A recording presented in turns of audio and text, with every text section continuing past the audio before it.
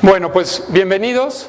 No es la primera vez que estamos juntos. Casi siempre las pláticas que hacemos aquí son de cambios fiscales, básicamente, porque nosotros somos un despacho de contadores y básicamente a eso nos dedicamos. Pero en esta ocasión hay una nueva ley que comúnmente, coloquialmente le estamos llamando la ley antilavado de dinero, que ahorita vamos a ver su nombre real, pero para efectos prácticos le vamos a llamar antilavado de dinero o ley contra el lavado de dinero, porque es un nombre un poquito complicado. Y en esta ley, muchos, como lo vamos a ver a continuación, no le hemos puesto la debida atención, porque todos pensamos, cuando hablamos de lavado de dinero, decimos, bueno, eso a mí no me aplica. Eso a mí no me aplica porque eso es pues los ingresos derivados del narcotráfico o a veces es los ingresos por secuestro, pero a mí el lavado de dinero no me aplica, pero pues ahorita nos vamos a llevar un poco de sorpresas. El objetivo, por supuesto, no es espantarlos, al contrario, el objetivo es prevenirnos para no caer en los supuestos de ley, porque las penas pues son altas, son graves. Sin mayor preámbulo, si no tienen alguna pregunta. Bueno, pues la ley, el nombre correcto de la ley es Ley Federal para la Prevención e Identificación de Operaciones con Recursos de Procedencia Ilícita. Es el verdadero nombre de la ley. Y esta ley, a pesar de que acaba de entrar en vigor, como también más adelante lo vamos a ver, apenas el día 17 del mes pasado, se aprobó desde el 17 de octubre. Entonces, el gobierno dio un periodo de 9 meses para que entrara en vigor. Esta ley no es algo que nos debe de agarrar de sorpresa. Sin embargo, muchos no le han puesto la debida atención. Pon la siguiente, por favor, Raúl. Bueno, espero que se haga bien. Esta introducción que les voy a dar no es propiamente la ley, pero es algo que a mí me llamó poderosamente la atención. Es algo muy importante que a veces no lo percibimos, pero esta fue una reproducción de una plática que salió en la revista Proceso en el año de 2000, de una plática de un senador panista, si mal no recuerdo, con el entonces candidato Vicente Fox, o ya virtual presidente. Entonces, como les decía, se publicó en la revista Proceso en un número especial en diciembre de 2000. Ya, si fue diciembre de 2000, pues quiere decir que ya estaba a punto de tomar la posesión. Y lo curioso es que le dicen, oye, le dicen a Fox, estás siendo tú muy agresivo con lo que estamos haciendo, con lo que estamos diciendo, y creo que no es el lenguaje del PAN. Entonces Fox se voltea y les hace unos comentarios muy interesantes. Dicen, fíjense bien, porque luego nos vamos a tratar muchos de ubicar, ¿no? Dicen, la sociedad mexicana está dividida en 5 capas. Así lo veía él, no es que así sea, así lo veía él. Y dice, atendiendo a los 2 bienes que actualmente dan estatus a una sociedad. Esos bienes son dinero y educación. Son los que la sociedad valora más en este momento, debida o indebidamente. Y dice, la primera capa arriba es la nata de la sociedad, es una capa muy pequeñita de mexicanos que tienen educación y que tienen dinero.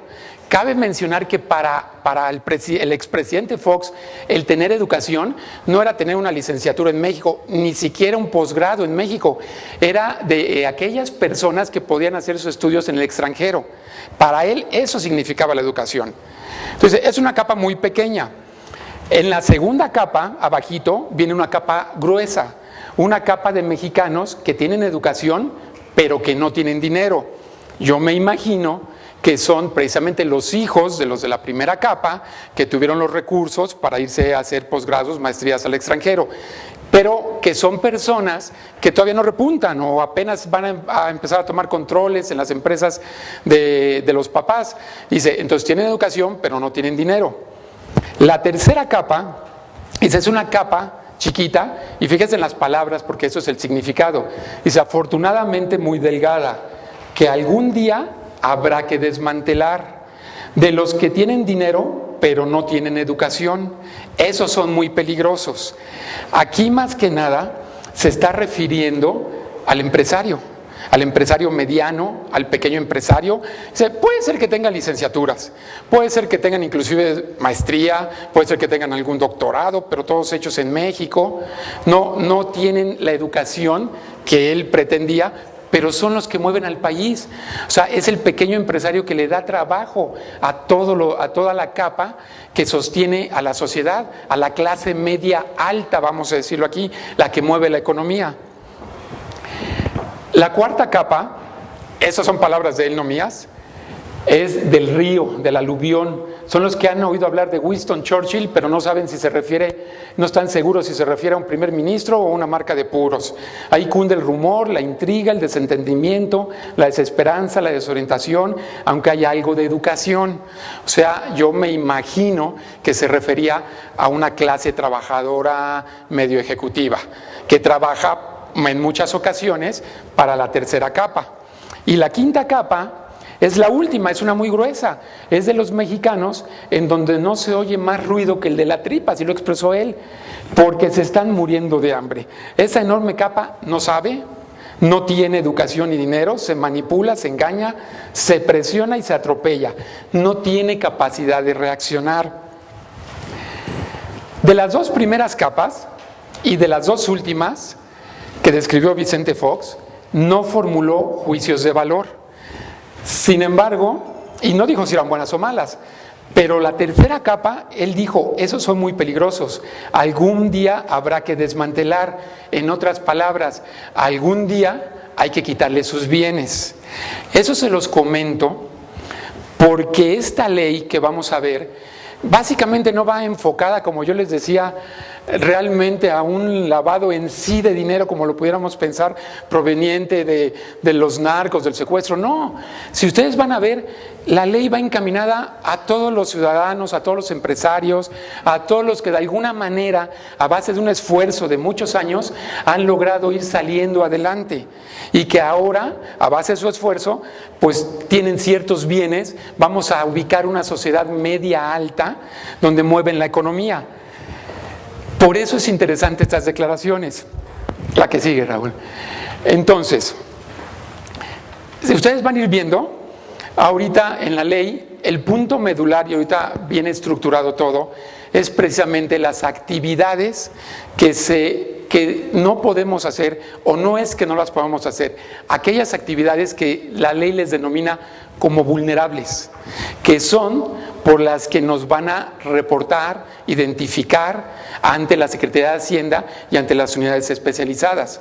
Ahora bien, esta ley, a pesar de que es nueva, el concepto en México de lo que es lavado de dinero, de lo que son recursos de procedencia ilícita, no es nuevo. Ahorita vamos a ver ya los antecedentes y ahorita nos vamos a llevar ciertas sorpresas de que algunos de nosotros nos ha hablado el gerente del banco de nuestra cuenta, o de que nos ha dicho, oye, ¿a qué se refiere este movimiento que hiciste? O a lo mejor a veces ni lo sabemos y ya nos reportaron. Ahorita vamos a ver todo eso. Pero esta ley nace de organismos internacionales. Esto obviamente no es exclusivo de México, no se les ocurrió a nuestros presidentes, a nuestros senadores, hoy vamos a hacer una ley antilavado. No. Esto nace derivado de acuerdos internacionales de los que México ya forma parte, que entre otros son el Grupo de Acción Financiera sobre Lavado de Dinero, Grupo de Acción Financiera de América del Sur, Grupo de Acción Financiera del Caribe o Grupo de Acción de Asia-Pacífico contra lavado de dinero. Algunas recomendaciones de la GAFI, del Grupo de Acción Financiera, para sus países miembros son las siguientes: que tipifiquen el delito de lavado de dinero. Como yo les decía, esto no es de apenas de ahora de julio. Esto ya tiene desde 96 que México ya lo tipificó. No a este nivel que lo está haciendo ahora, no a este nivel de profundidad donde ahora vamos a ver las penas y vamos a ver que todos entramos. Antes nosotros pasamos hasta cierto punto que no era nuestro boleto, pero ahora sí. También le pide la GAFI a México que emitan reglamentación para evitar que las instituciones sin fines de lucro sean utilizadas para lavado de dinero. Todas las donatarias autorizadas, todas las de asistencia privada, es un buen método porque yo les puedo dar donativos. Entonces, regúlalas, México, por favor. También la recomendación es que impongan obligaciones a ciertas actividades profesionales de resguardo, presentación de información y documentación. Vamos a ver aquí que los abogados, notarios, corredores públicos les imponen nuevas obligaciones que antes no existían como tal, existían de otra manera.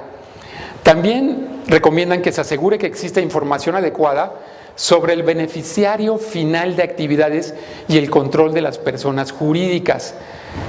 Establezcan unidades de inteligencia financiera. Nace una unidad de inteligencia financiera afiliada a la PGR y el titular de esa unidad tiene el nombramiento de Ministerio Público, o sea, que es el que persigue el delito. También nos pide que regulemos la protección de los involucrados con el flujo de información relacionada con el lavado del dinero. Si yo soy un empleado bancario, si soy un policía que está adscrito a la unidad financiera, los van a resguardar porque seguramente se van a tener muchos problemas. También, esto es muy importante, restrinjan el uso de moneda o instrumentos negociables al portador cuando se sospeche que existe lavado de dinero. El problema de esta ley es que para esta ley todos somos sujetos de lavado de dinero, todos. La persona que va a jugar al casino puede estar lavando dinero, el que compra un bien inmueble puede estar lavando dinero, el que compra con tarjeta de Palacio de Hierro puede estar lavando dinero. Entonces dice, ¿sabes qué? Vamos a restringir porque todos son sospechosos. Pues digo que esta ley viene para todos. Y vamos a restringir y van a ver que esta ley en cierta medida sí está bien pensada.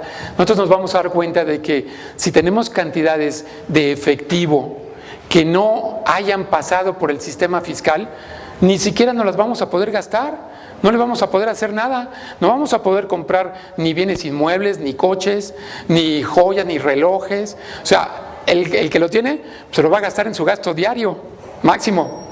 ¿Una pregunta? No. Poquito a poquito. Lo que pasa es que eso depende del nivel de cada quien, ¿no? Si 10 pesos no hay problema, pero 1 millón, pues ya, ¿en qué me lo gasto, no? Sí, señor Roberto. ¿A partir de cuánto? Ahorita vienen todos los montos. Ahorita vienen porque son similares, pero depende de la actividad vulnerable. Ok. Las modificaciones importantes en México contra la ley de lavado de dinero. En 1989 se incorpora un artículo 115 al Código Fiscal de la Federación, 115 bis, que ahorita ya está modificado. En el 96 se deroga el artículo 115 y se impone el 400 bis, pero lo sacan de una ley fiscal y lo ponen en una ley penal. Ahorita vamos a ver la reproducción para que sepamos a qué nos restringe el citado artículo 400. En el 93, la Comisión Nacional Bancaria y de Valores emite una guía para prevenir el lavado de dinero en los bancos.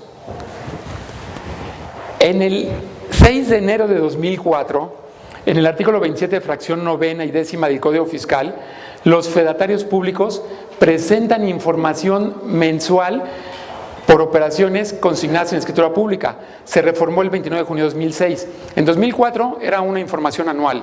Cuando se reforma es una información mensual. Esto los notarios ya lo hacen. Todo aquel que compra una propiedad o vende, el notario la declara en la famosa declaranot. Entonces, ya saben quién compra, quién vende, y ya saben o pueden ver, vamos a suponer que Juan Pérez compra una propiedad con valor de escritura de 5 millones de pesos, entonces el notario la reporta y Hacienda lo que hace es, ok, 5 millones, no es malo, nada más déjame voltearme a ver cuánto declaró, y resulta que Juan Pérez declara ingresos de 1 millón, o a lo mejor ni declara, ya es sujeto de una verificación por tener recursos que no sabe de dónde salió. Está tipificado, y además está tipificado para personas que estén inscritas o no en el RFC. O sea, por aquello que decíamos, ay, no te preocupes, yo ni dado de alta estoy, deposítalo a mi cuenta. La autoridad tiene facultad para todo, inclusive el notario lo va a manifestar, tenga RFC o no tenga. No sé si han visto muchas veces que en la escritura dice, manifestó no contar con su RFC, y yo así lo mando a Hacienda. Entonces, desde esa fecha, ya los notarios ya tienen. Ahora les ponen más obligaciones, pero ya venía. El 28 de enero y el 14 de mayo del 2004, las instituciones del sistema financiero reportan las operaciones sospechosas. No sé si lo habían oído, esto es muy comentado. ¿Qué pasa?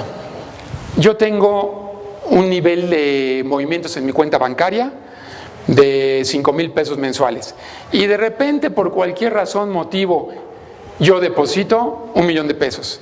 Ya es una actividad sospechosa y me van a reportar. El empleado bancario tiene prohibido que nos avisen a los cuentavientes. El empleado bancario tiene la obligación porque es solidario responsable. A veces, dependiendo, les hablan por teléfono. No sé si ya les pasó a algunos de ustedes. Les hablan y les dicen, oye, ¿de qué fue el movimiento? Ah, mira, vendí una casa, aquí está la escritura. No pasa nada, no reportan. Pero si no tenemos explicación, podemos caer en un caso de discrepancia fiscal, en donde, de acuerdo al artículo 107 del Impuesto sobre la Renta, el gobierno puede verificar nuestro nivel de gastos. Y dice, oye, está bien que gastes lo que tú quieras, pero nada más que no lo declaras. Y de hecho, esta ley, como lo vamos a ver en las láminas siguientes, viene enfocada no al ingreso. La autoridad ya se dio cuenta que es muy difícil controlar el ingreso. Las famosas ventas sin factura, los ingresos sin recibo, los arrendamientos de que no nos piden recibo. El 28 de noviembre de 2006, Ley de Instituciones de Crédito, modificaciones que tienen por objeto establecer las medidas y los procedimientos mínimos que las instituciones bancarias deben observar para prevenir, detectar, reportar operaciones que pueden ubicarse en lavado de dinero. El 1 de enero de 2006, en el artículo 86 de ISR, fracción 19ª, las personas morales están obligadas, ¿se acuerdan de esto? Esto fue para las empresas, para los arrendadores, para las empresas sin fines lucrativos, que les pagaran 100,000 pesos en efectivo, lo tenían que reportar.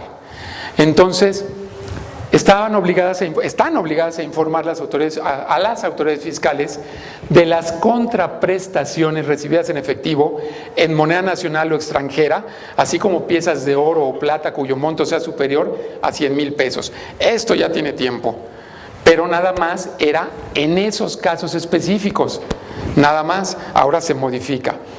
Y existen, esto era para personas morales, también en la ley del impuesto sobre la renta, está para las personas sin fines de lucro y para las personas físicas con actividad empresarial y arrendamiento. Es decir, viene un amigo, te rento tu casa, te voy a pagar en efectivo, 100,000 pesos. Yo tendría la obligación de reportarlo.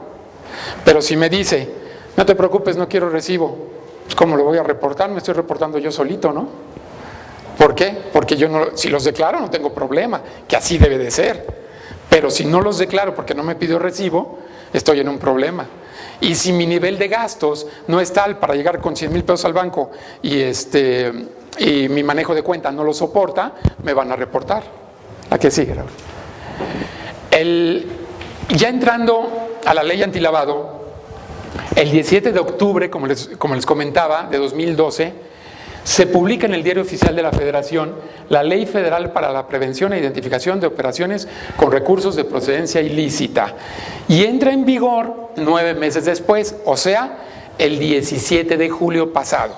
Ya entró en vigor, ya esa ley ya es actual. Sin embargo, todavía tenemos un tiempecito si alguien quiere comprar o vender para que no lo reporten, ahorita lo vamos a ver. El 17 de julio de 2013 entra en vigor, como les manifestaba, y hoy todavía no se expide el reglamento. Sabemos que el reglamento no lo expiden los senadores y los diputados, sino el reglamento lo expide el Poder Ejecutivo. Y el reglamento sirve para decirte cómo le vas a hacer. Por ejemplo, ahorita ya me dijeron, tienes que reportar ciertas operaciones. El reglamento nos va a decir mediante qué formatos, qué datos debe de llevar, ese nos va a aclarar todo. A veces hay leyes cuyo reglamento es más grande que la misma ley, como la ley del impuesto al valor agregado, por ejemplo. Entonces, se deberá expedir el reglamento 30 días después, o sea, a más tardar el 17 de agosto. Pongan mucha atención en esta fecha, porque en los artículos transitorios nos da la pauta de cuándo se tienen que empezar a reportar las operaciones vulnerables. Y va a ser después de la entrada en vigor del reglamento. 60 días después de la expedición del reglamento, se efectuará el primer reporte, o sea, el 17 de octubre. Ese día van a empezar a emitir los reportes. Lo cual no quiere decir en todos los casos que hasta ese día voy a empezar a reportar las operaciones, porque la ley entró en vigor. ¿Alguna pregunta hasta aquí? ¿Lo explico muy bien o no me entienden? Díganme la primera, por favor. Bueno, hay que seguirlo. Ok, eso no es parte de la ley, pero quiero que quede claro lo de cuando nos reportan los bancos por las operaciones inusuales. Estas operaciones inusuales son aquellas operaciones, actividades, conductas o comportamientos que no concuerden con los antecedentes o actividades conocidas o declaradas por los respectivos clientes o con su patrón habitual de comportamiento transaccional en función al monto, frecuencia, tipo o naturaleza de la operación de que se trate, sin que exista una justificación razonable para dicho comportamiento, o aquellas que por cualquier causa se considere que los recursos pudiesen ubicarse en alguno de los supuestos del artículo 400 bis del Código Penal Federal relativos al lavado de dinero. En otras palabras, operaciones inusuales son aquellas respecto a los cuales no existe alguna explicación que las justifique. Es de las que estábamos hablando. Si yo tengo un nivel de ingresos de 30,000 pesos, por ejemplo, y son los mismos que deposito a mi cuenta mensualmente, y de repente un amigo me dice, oye, ¿qué crees? Hazme un favor, me van a pagar un dinero, no seas malito, préstame tu cuenta. Y uno, como contador sencillo, inocente que es, dice, ¿cómo no? Deposítalos sin problema. ¿Cómo los quieres en billetes de 500? Y se está metiendo en la bronca del mundo. ¿Por qué? Porque sale de los patrones habituales de los 30,000 pesos que yo deposito mensualmente. Entonces, al salir del patrón habitual, ya es una operación inusual. Y al ser una operación inusual, puede ser reportada al fisco, porque yo deposité algo que normalmente no. De hecho, recuerdo un caso, hay muchos, pero de alguien aquí presente vendió una casa, depositó el dinero y el gerente le dijo, oye, ¿de dónde sacaste tanto dinero? Y creo que era en efectivo, esa vez que me acuerdo. Entonces llevó el acta, no estaban prohibidos en aquel entonces, ahora ya, los movimientos de efectivo, y llevó el acta de enajenación del bien, se la enseñó al gerente bancario y dijo, ok, no tienes problema, ya sé, hay justificación, pero si no hay justificación, tienen que estar muy abusados. Ahora, reportes por operaciones inusuales. Aquí les puse una gráfica que viene de 2004 a 2012. Reportaron 432,169 operaciones inusuales. La verdad, son muy pocas. Son muy pocas porque imagínense el nivel de cuentavientes de todo el sistema bancario de la República Mexicana y solamente las que reportaron. Lo bueno es que no pusieron nombres, sino ahorita ya no estaríamos buscando todos. Pero benditos a Dios, son pocas. ¿A qué sigue? Otro tipo y otro concepto son las operaciones relevantes, y son todas aquellas operaciones con instituciones financieras y demás sujetos obligados realizados con billetes y monedas nacionales o extranjeras, cheques de viajero y monedas de platino, oro y plata por un monto superior a $10,000. Esto también ya tiene tiempo, esto lo vimos que es de 2006, no es nuevo. Cuando acudimos a la casa de cambio a comprar dólares, nos piden que nos identifiquemos, y dependiendo del monto de los dólares, que es nada, $500, vamos adelante, nos recaban copia de la identificación. Así sea con cualquiera de esos metales. Aquellos que dicen, oye, pues deposita a la casa de bolsa, porque ahí dice instituciones financieras y demás sujetos obligados, no dice bancos, dice instituciones financieras, casas de bolsa, las casas de cambio, todas esas donde vamos a comprar reportan por operaciones mayores. Aquí está, que esas sí fueron más frecuentes, pues obviamente cambian en la casa de cambio, cambian dólares en su banco, hacen transferencias, mandan dinero al extranjero, y es así el monto de 2004-2012, pues fue más significativo. Fueron 47,5 millones de reportes por actividades de operaciones relevantes. Y la que yo les manifestaba, los reportes en operaciones en efectivo con dólares. Las instituciones de crédito, casas de bolsa, casas de cambio, deben remitir un reporte a la Secretaría de Hacienda y Crédito Público por cada operación de compra, recepción de depósitos, recepción de pagos de crédito o servicios que se realicen con dólares estadounidenses conforme a lo siguiente. Tratándose de clientes, un cliente habitual, es un cliente que ya está conocido, que ya lo tengo yo identificado, hasta $500. Tratándose de usuarios por un monto igual o superior a 250. El que llega al banco, si te quiero comprar dólares, ¿cuánto quieres? 150, présteme copia de su identificación. Con mucho gusto se los vendo. ¿Ok? De eso no tenemos problemas. Estas láminas que siguen me las voy a saltar, porque son cómo está conformada la ley por capítulos. Capítulo 1, disposiciones preliminares. Capítulo 2, de las autoridades. Y son cómo viene la estructura de la ley por capítulos. Y entramos de lleno a lo que es ya la ley contra la prevención e identificación de operaciones por recursos de procedencia ilícita. En su artículo 2 menciona cuál es el objeto de la ley. Nos dice, es proteger el sistema financiero y la economía nacional, estableciendo medidas y procedimientos para prevenir y detectar actos u operaciones que involucren recursos de procedencia ilícita a través de una coordinación institucional. O sea, no nada más en la Secretaría de Hacienda, es la PGR, es la unidad especializada con delitos financieros. O sea, es todo un argumento. Que tenga con fines de recabar elementos útiles para investigar, perseguir los delitos de operaciones con recursos de procedencia ilícita, los relacionados con estos últimos, las estructuras financieras de las organizaciones delictivas y evitar el uso de los recursos para su financiamiento.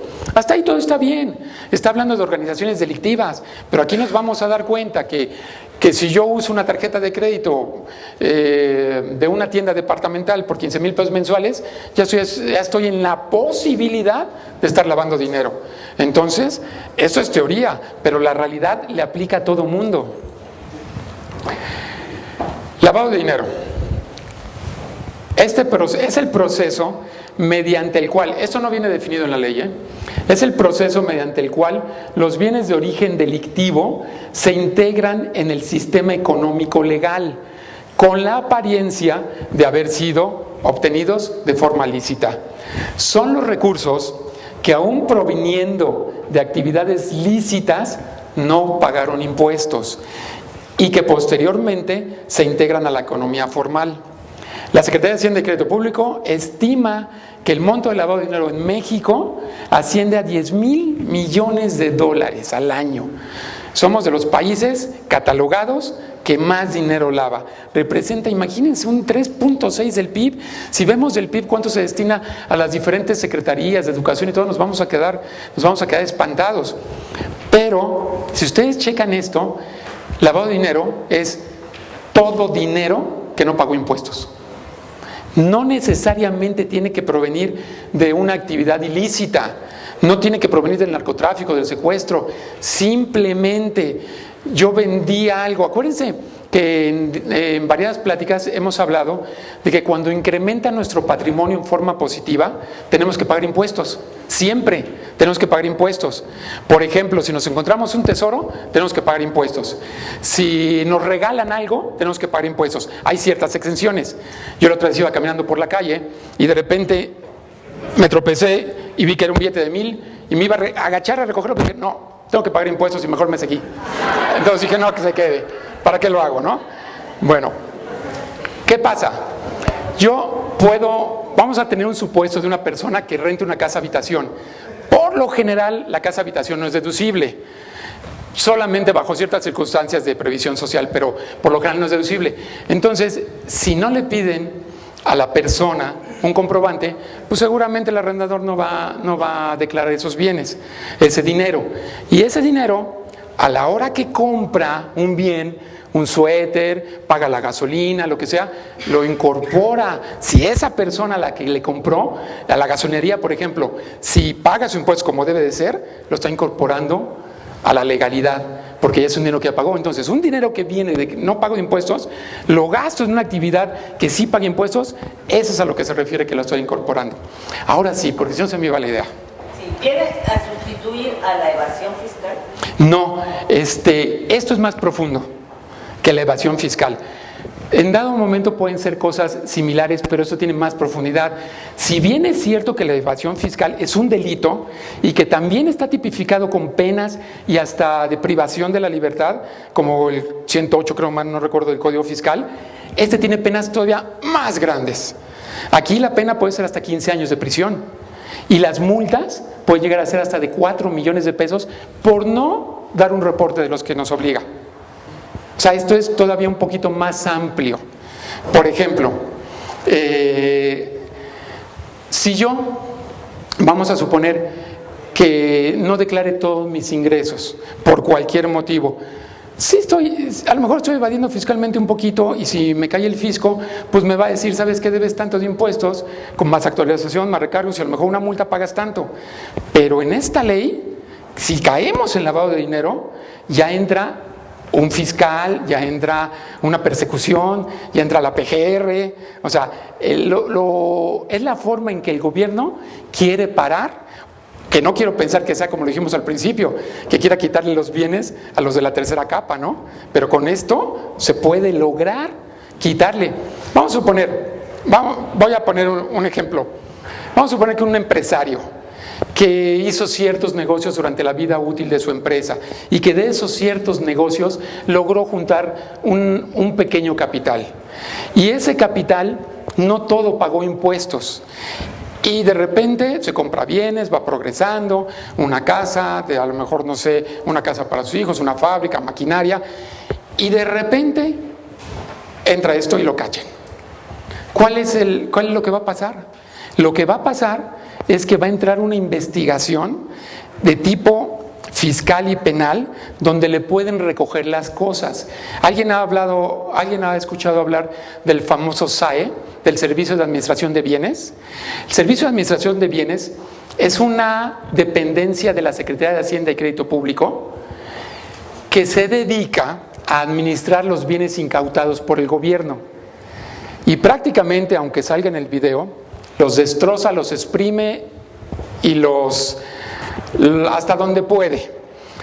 Y en la ley de lavado contra dinero y en las demás leyes correlativas está tipificado que esos bienes el SAE cobra por administrarlos y los explota. O sea, la fábrica la toma y la hace producir, porque la verdad, como les digo, es que la destroza, cobra, se pone sueldos y al final del juicio, si resulta culpable, esos bienes incautados se rematan, pero se rematan mediante un procedimiento que es un valor irrisorio.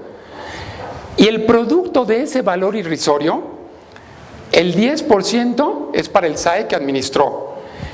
La tercera parte es para la PGR, que también se involucró en la incautación de bienes. La otra tercera parte es para la Secretaría de Hacienda y la otra tercera parte está destinada por ley a ayudar contra la drogadicción. Entonces díganme, de eso el pueblo, ¿con qué se va a quedar? O sea, con esos bienes incautados realmente no nos llegan. Ahora, viene lo peor. Lo peor de esto es que no crean que rematan una casa aquí, un coche allá, una maquinaria. No, son lotes de 1000 productos en los que salen a remate el lote. ¿Sabes qué? Está buenísimo, están baratísimos, pero por el 20% de su valor, pero el monto para subastar, como son 1000 bienes, pues son 80 millones de pesos. ¿Quién tiene 80 millones de pesos? Los de la primera capa. Nada más. Perdón. Cuando eres una casa habitacional y tú eres la vendedora, no te piden factura. Va a haber algún procedimiento que ya te van a ti como vendedora a detectar que no pagaste ese impuesto. Por mala suerte, sí. Sí, y cuando lleguemos, le hago un comentario, porque eso viene ya más adelante. Esos son de las actividades vulnerables en los que los agentes inmobiliarios, que ellos son los que conectan al cliente, ¿no?, con el comprador, son los que también tienen que reportar. Y si no, tienen multas fuertes. Bueno, de una vez lo explico porque si no se me olvida. Lo que pasa ahí es de que independientemente que yo tenga la obligación de reportar la operación y por la que yo recibo, si yo no facturo, estoy incurriendo en lavado de dinero, porque ese dinero no pagó impuestos. ¿Okay? ¿Cómo distingue el lavado de dinero de evasión fiscal? Están tipificadas en dos leyes, pero en el fondo, como decíamos, es lo mismo.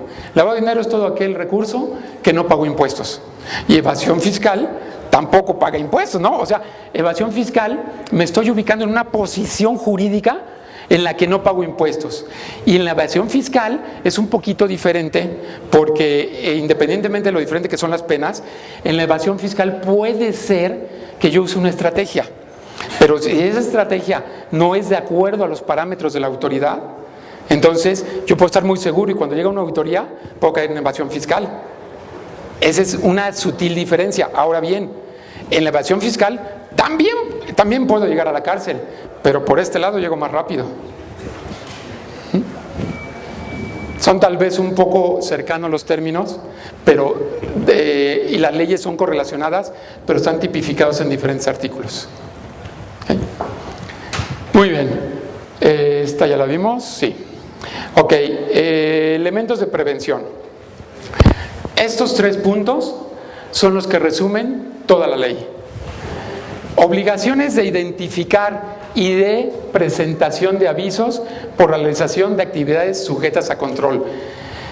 Si yo presto un servicio de las actividades marcadas en el artículo 17, que viene más adelante, voy a tener la obligación de identificar, tal vez de recabar una copia de la identificación y tal vez de reportar.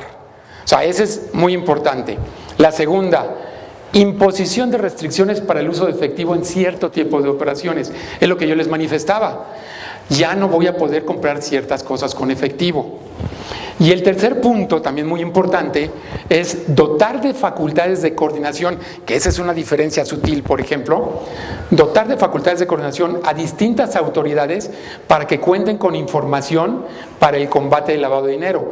Es decir, la PGR le puede preguntar a Hacienda, Hacienda le puede preguntar al banco, Hacienda le puede preguntar a la PGR de regreso. O sea, es una coordinación para que en un todo hagan la tipificación del lavado de dinero. La que sigue.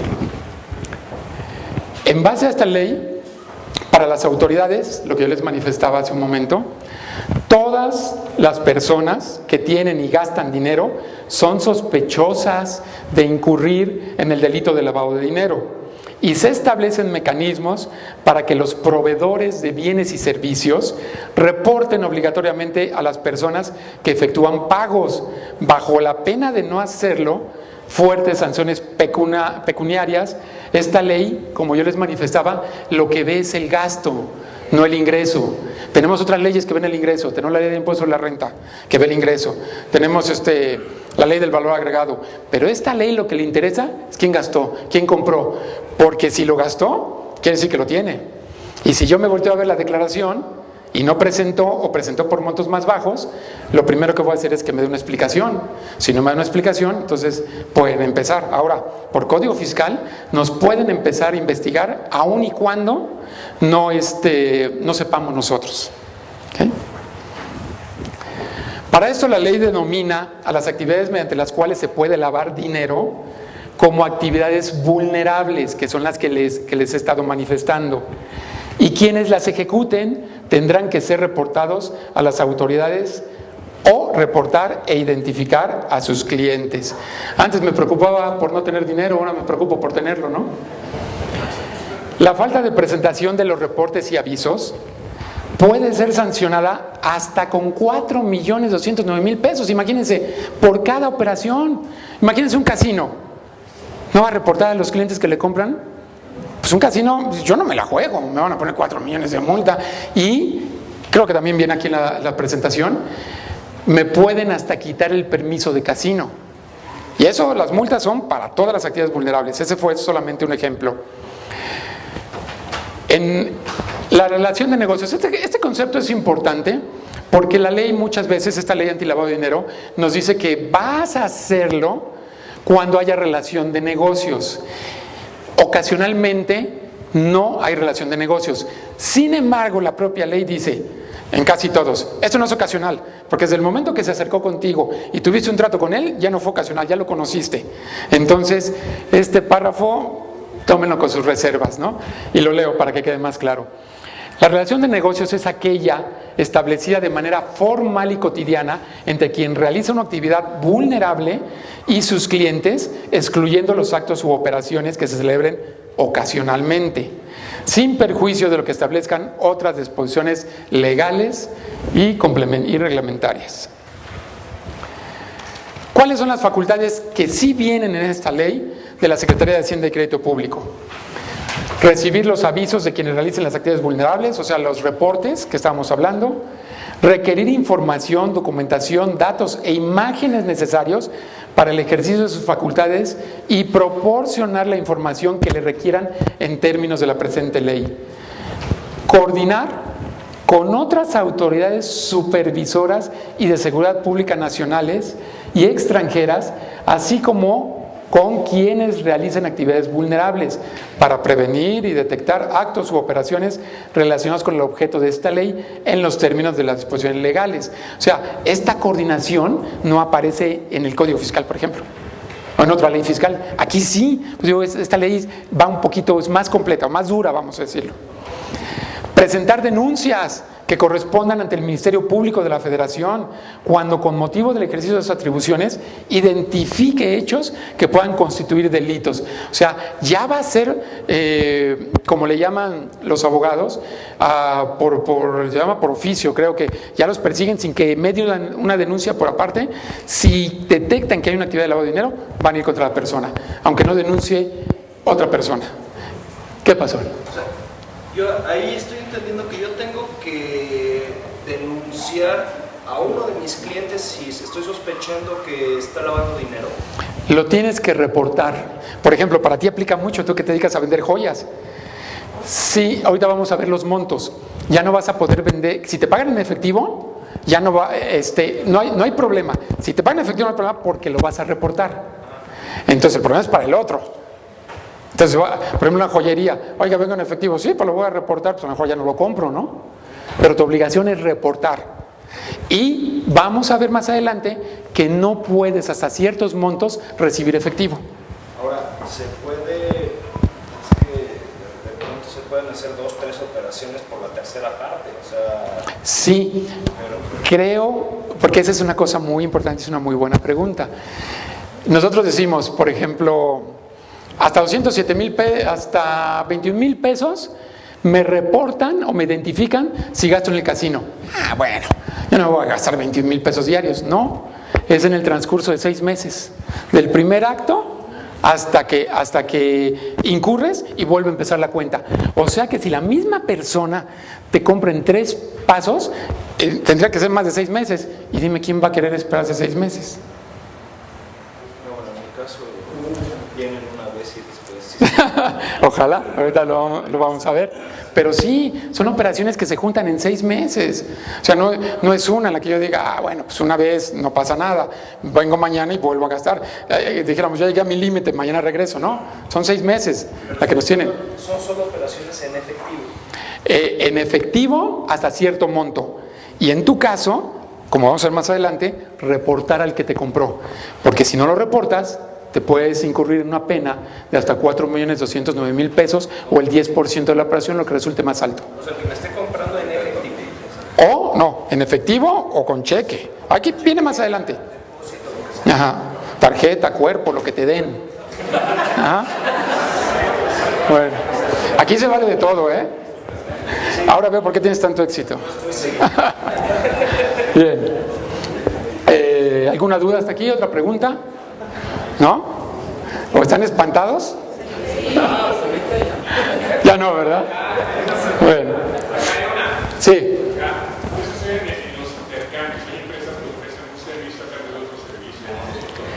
En el Código Fiscal está tipificado que el trueque es doble enajenación. Se considera como que yo te vendo y tú me vendes. Entonces, caemos. ¿Sí?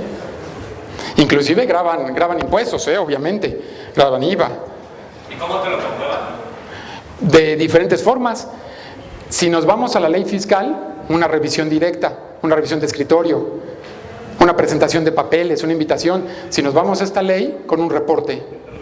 Sí, pero si hay salida de cheques, ¿no? Si hay un movimiento contable, si no hay forma, no hay delito que perseguir. Sí, mira, es como todo.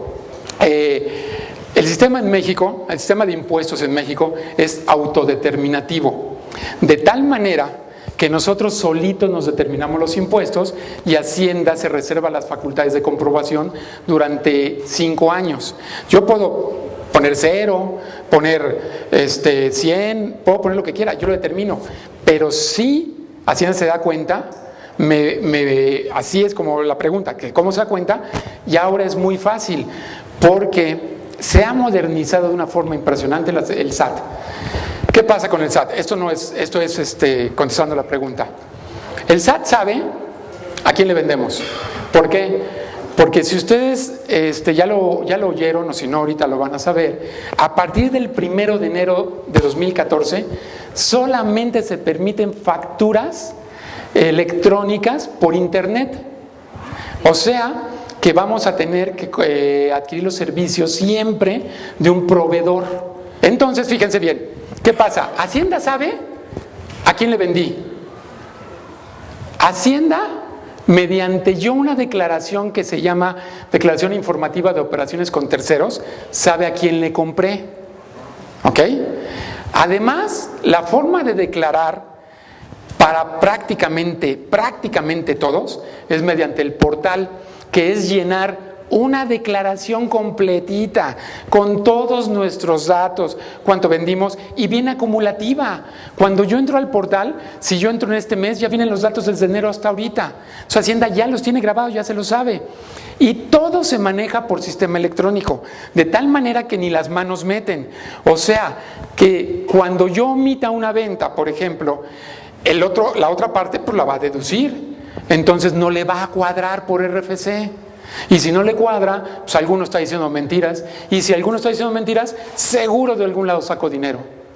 Entonces, así es como nos pueden. Ya cada vez esto se cierra más. Y por eso tenemos que pues tener, ahora sí que, pues buenos asesores. Yo les puedo recomendar un contador, por cierto. Sí. Solamente pues, ahora sí para contribuir un poquito, el alcance del SAT ya llega, por ejemplo, a las operaciones con Estados Unidos. Yo le vendo a una empresa en Estados Unidos, el SAT le pregunta, oye, ¿es cierto que el patito feo te vendió tanto? No, yo ni conozco al patito feo. Yo no. Ah, ok, gracias. Y es mi cliente, es al que yo le vendo, pero Estados Unidos dice no. Pues ya con eso yo ya me metí en una situación así y ya está habiendo casos de empresas que han tenido problemas. Correcto, ¿no? Perfecta contribución, sí, muchas gracias. Efectivamente, ¿se acuerdan hace creo que un par de años, complementando un poquito eso, que en Estados Unidos hubo una crisis inmobiliaria muy fuerte, cuando estuvo a punto de derrumbarse su sistema financiero, porque fue realmente fuerte esa crisis? Estados Unidos dijo, bueno, ¿cómo le hago yo para tratar de recaudar más fondos? Porque pues tengo que hacer algo. Fue una crisis financiera muy fuerte porque la gente no tenía dinero para pagar sus créditos hipotecarios. Entonces, los bancos que otorgaban los créditos hipotecarios pues no tenían dinero para hacer frente a sus obligaciones con sus clientes. Entonces, Estados Unidos tuvo una idea muy buena. Dijo, voy a decirle a todos los países que me informen el dinero que tienen mis connacionales en cualquier parte del mundo. Y la mayoría de países dijo, oye, yo ¿por qué te voy a decir? Imagínate, si yo te digo, pues se van a ir de aquí, pues aquí depende de mi economía. Estados Unidos dijo, ¿sabes qué? Si no quieres, pues nada más estás jugando con el país económicamente hablando y armamentariamente hablando también más poderoso del mundo. En el caso específico de México, se voltearon y le dijeron a México, oye, necesito que me des información. ¿Está bien? Te la voy a dar, pero que sea recíproco. Dime el dinero que tienen todos los mexicanos en Estados Unidos. Eso entró en vigor el 1 de enero, entre una ley que no me acuerdo por siglas en inglés, LAFCA, algo así se llama. Continuamos. Bueno, requerir la comparecencia de presuntos infractores y demás personas que pudieran contribuir a la verificación del cumplimiento de obligaciones derivadas de la presente ley. Son facultades que vienen en esta ley, Conocer y resolver sobre recursos de revisión que se interpongan en contra de las sanciones aplicadas. Emitir reglas de carácter general para efectos de esta ley para mejor proveer en la esfera administrativa y las demás previstas en otras disposiciones. Esas son facultades que tiene la Secretaría por medio de esta ley que no las tenía en otras leyes, por ejemplo. La unidad especializada en análisis financiero. Esta unidad, si no estoy mal, depende de la PGR. Y esta unidad es una procuraduría y contará con la procuraduría, por eso es la PGR, contará con una unidad especializada en análisis financiero, como órgano especializado de análisis financiero y contable relacionado con operaciones de recursos de procedencia ilícita. O sea, ya hay alguien especial que nada más va a estar para ver quién lava dinero. La unidad cuyo titular, que es lo que les mencionaba al principio de la plática, cuyo titular tendrá el carácter de agente del Ministerio Público. Saben que el agente del Ministerio Público es el que acusa, ¿no? El Ministerio Público de la Federación contará con oficiales ministeriales, o sea, policía, y personal especializado en las materias relacionadas con el objeto de la presente ley, y estará adscrita, lo que yo les decía, al Procurador General de la República. La unidad podrá utilizar las técnicas y medidas de investigación previstas en el Código Federal de Procedimientos Penales y la Ley Federal contra la Delincuencia Organizada. En otras palabras, de que te agarran, te agarran. El IFE, el directorio telefónico, dónde gasté la última vez mi tarjeta de crédito, a nombre de quién está registrado mi teléfono celular. Estamos localizables. Les apuesto que si quieren hacer la prueba, muchos de nosotros nos ponen en Google y aparecemos. O sea, no somos tan difíciles de encontrar. Requerir a la Secretaría la información que resulte útil para el ejercicio de sus atribuciones, establecer los criterios de presentación de los reportes que elabore la Secretaría sobre operaciones financieras susceptibles de estar vinculadas con esquemas de operaciones con recursos de procedencia ilícita, diseñar, integrar e implementar sistemas y mecanismos de análisis de la información financiera y contable para que pueda ser utilizada por esta y otras unidades competentes de la Procuraduría, en especial la relacionada con los avisos en materia de la presente ley, o sea, los reportes. Coadyuvar con otras áreas competentes de la Procuraduría en el desarrollo de herramientas de inteligencia con metodologías interdisciplinarias de análisis e investigación de las distintas variables criminales, socioeconómicas y financieras para conocer la evolución de las actividades relacionadas con los delitos de operaciones con recursos de procedencia ilícita y medir su riesgo regional y sectorial.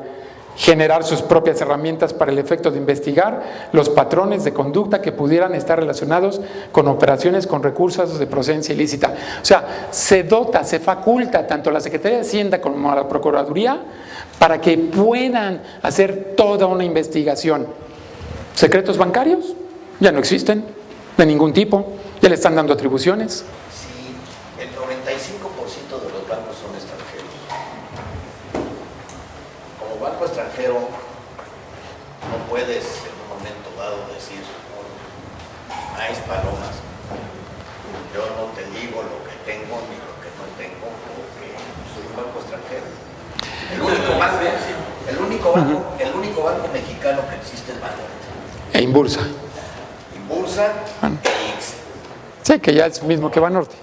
Bueno, al ser parte del sistema financiero, por ley están obligados a prestar los reportes. Sí, nada más que va a haber un detalle que puede suceder. Como banco extranjero, puedo no aceptar. Y al no aceptar, corro el riesgo de que me digan, pues, bye bye, ¿no? Sí. Exactamente. Pero imagínate que pues, se vaya a Bancomer, se vaya a Bilbao, Vizcaya, se vaya... Y se pueden ir, ¿eh? Sí, pero te voy a decir por qué no se van, Jaime. En marzo, más o menos, creo que escuché en las noticias, HSBC, México, a pesar de los problemas que ha tenido HSBC, no cambia moneda extranjera, es el tercer país donde más recauda. Las comisiones bancarias son carísimas en México y te cobran comisión por todo. Ejemplo, en Banamex, a partir del 1 de julio, el saldo que tú tengas en tu inversión no cuenta para el saldo promedio diario de tu cuenta para que seas susceptible de exentar el manejo de cuenta. Entonces no se van, ganan mucho dinero. Ahora, esto va a ser en un momento dado parejo. Claro, la ley es de aplicación general. O, como siempre, va a haber los guapos, que ya sabemos quiénes son los guapos, a los que pues, nadie los revisa, nadie los checa, nadie les pide nada, son los que menos pagan impuestos.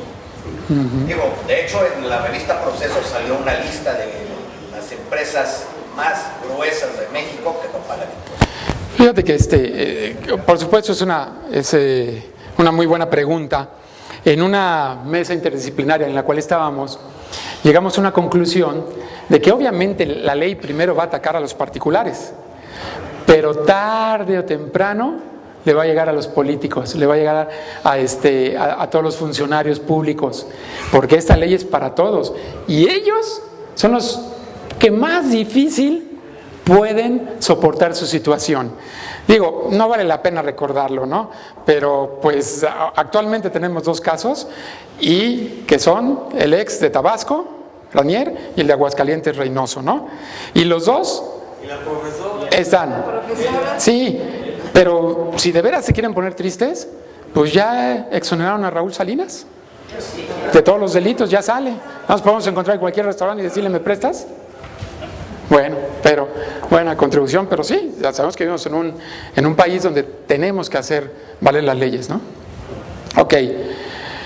Otra facultad de la unidad especializada es emitir guías y manuales técnicos para la formulación de dictámenes en materia de análisis financiero y contable que requieran los agentes del Ministerio Público de la Federación en el cumplimiento de sus funciones de investigación, persecución de los delitos de operaciones con recursos de procedencia ilícita. Siguen siendo facultades.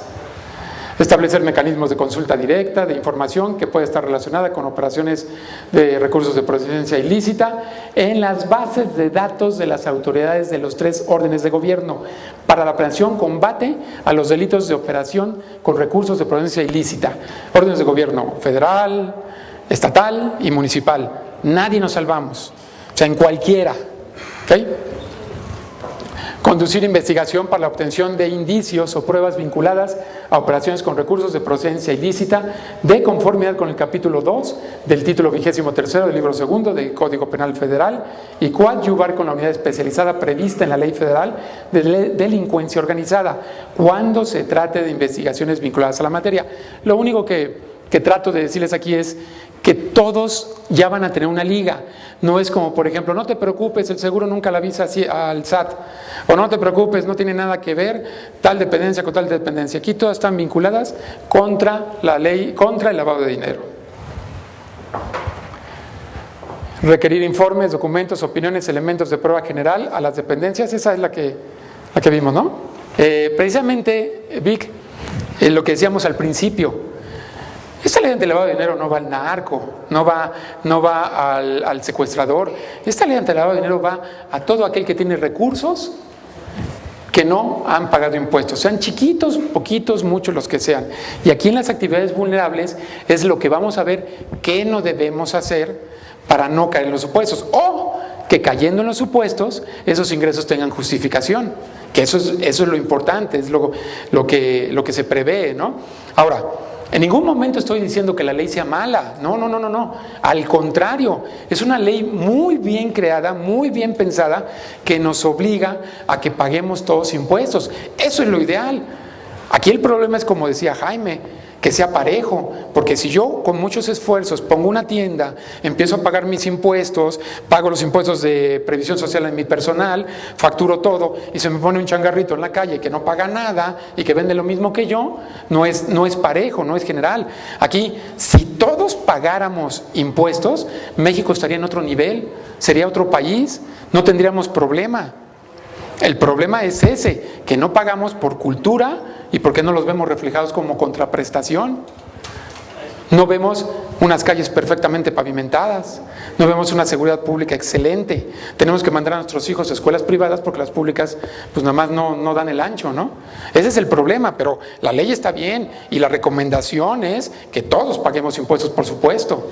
Eso es una ilustración para que ustedes sepan qué puede pasar en caso de que no se cubran los impuestos debidos, que eso es precisamente el lavado de dinero.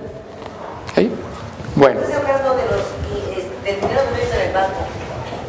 ¿Antes de esta ley es retroactiva o no? Ya no tienes derecho a preguntas, se te agotaron. Pero como me caes muy bien, te la voy a contestar. No, por supuesto la ley no puede ser retroactiva. La ley empieza de su vigencia en adelante.